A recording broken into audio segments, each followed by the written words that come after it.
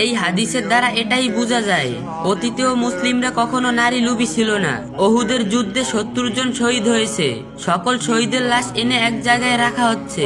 নবীজি গুনে দেখলেন ৬৮টা লাশ, 2টা নাই। একজন তার চাচা হামজা রাদিয়াল্লাহু আনহু, আরেকজন হানজালাল রাদিয়াল্লাহু আনহু। অস্থির হয়ে পড়ছেন নবীজি। সব সাহাবাদের পাঠাইলেন লাশ খোঁজার জন্য। হঠাৎ বোরকা পরা এক মহিলা এসে দাঁড়ালেন নবীজির কাছে। নবীজি তাকে চিনলেন না। মহিলা বললেন, ইয়া রাসূলুল্লাহ, আজকে আপনি একটা বিয়ে পড়িয়েছিলেন মনে আছে? নবীজি বললেন, হ্যাঁ, আমি তো হানজালার বিয়ে পড়িয়েছি, যার বিয়ের খুশিতে আমি খুরমা খেজুর ছিটিয়েছিলাম।